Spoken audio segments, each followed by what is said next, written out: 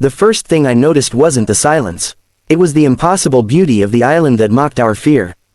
The ocean sparkled beneath the morning sun as if nothing terrible had happened.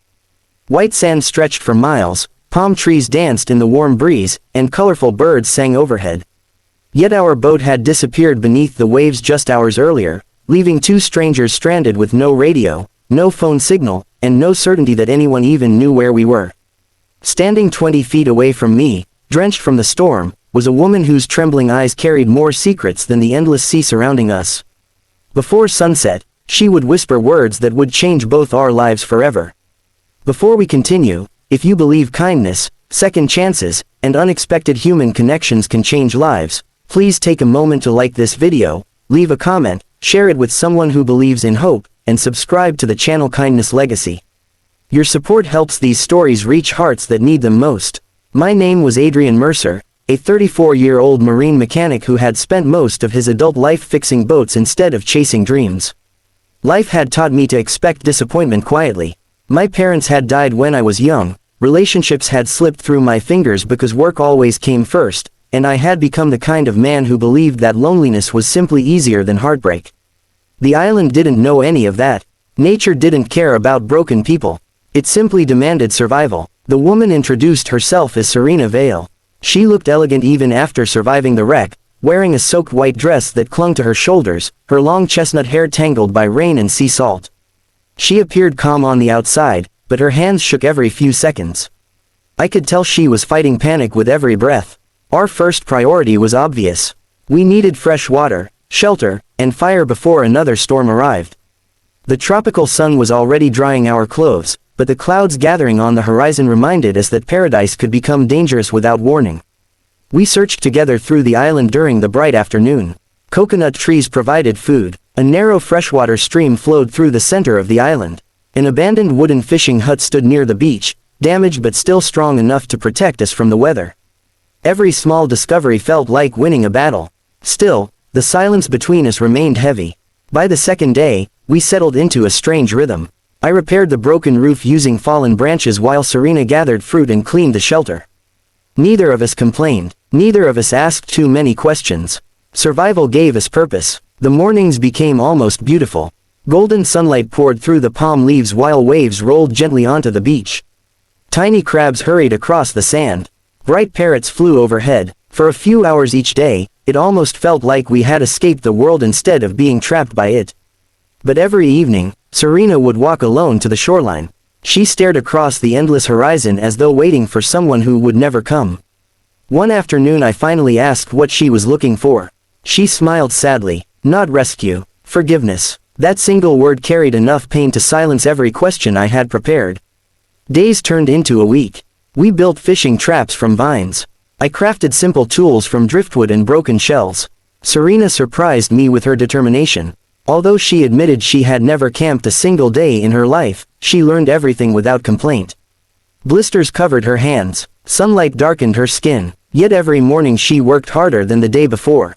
One evening, while sitting beside our fire beneath a sky filled with brilliant stars, she finally told me the truth. She had once built one of the largest fashion companies in the country. Money had come easily. Love had not. She married a man who loved her success more than her heart. When the business began struggling, he disappeared with investors' money and left Serena carrying the blame. Although she eventually cleared her name, public humiliation destroyed her confidence. The vacation that ended in our shipwreck had been her attempt to disappear from the world for a while. Listening to her story, I realized something. She wasn't running from people. She was running from herself. The next morning, we spotted a cargo ship far beyond the reef. We screamed. We waved burning branches. We climbed onto rocks. The ship continued forward without changing course. Watching it disappear beyond the horizon broke something inside both of us. That evening Serena cried for the first time.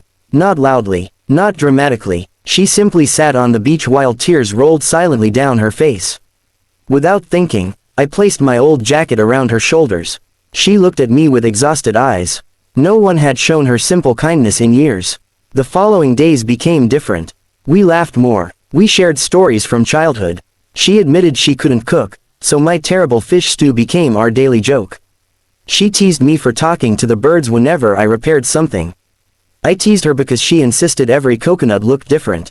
Somewhere between survival and friendship, loneliness quietly disappeared. Then another storm arrived, the strongest yet. Rain pounded the island throughout the afternoon. Wind tore branches from trees. Waves crashed against the shore with terrifying force.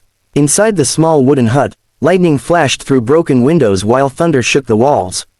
For the first time since arriving, Serena looked genuinely afraid. She whispered that she hated storms because the worst night of her life had happened during one. Hours passed. The storm refused to end. She sat quietly beside the doorway watching rain pour from the roof. Then she looked toward me. Her voice barely rose above the sound of falling water. She said she was tired of pretending to be strong.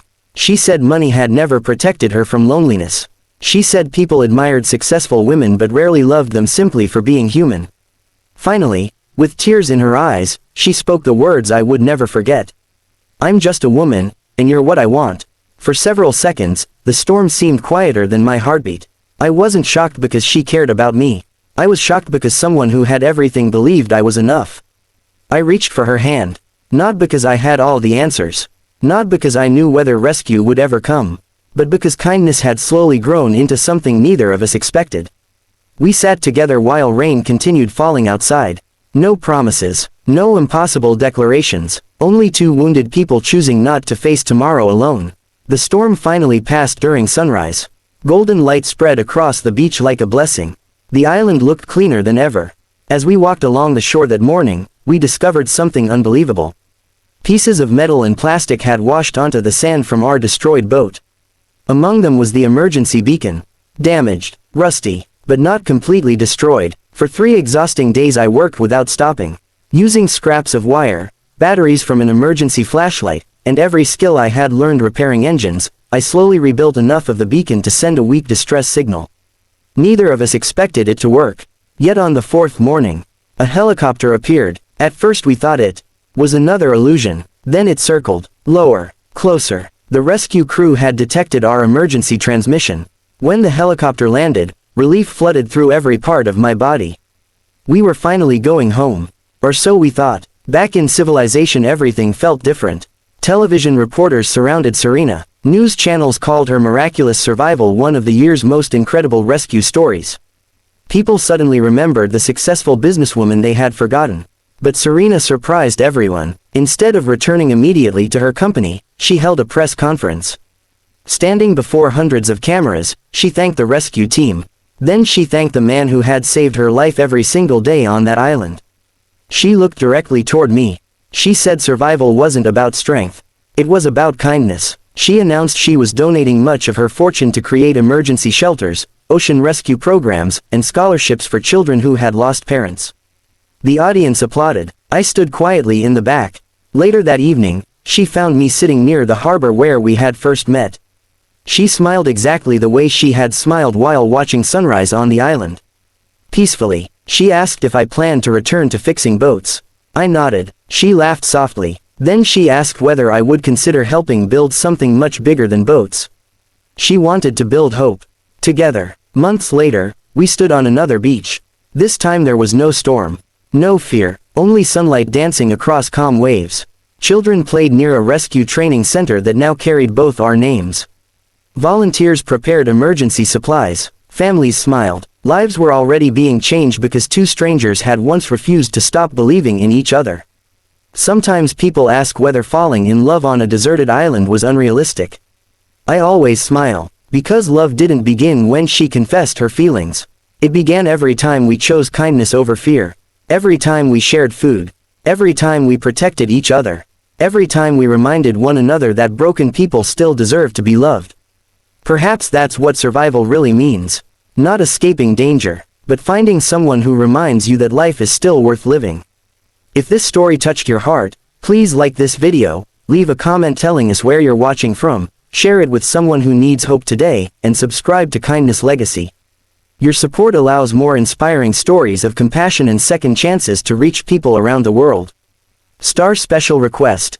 Comment below with the words, "Kindness always finds a way," if you believe one act of compassion can completely change someone's life. Because sometimes the greatest rescue isn't the helicopter that carries us home. Sometimes it's the person who helps us believe we were never beyond saving.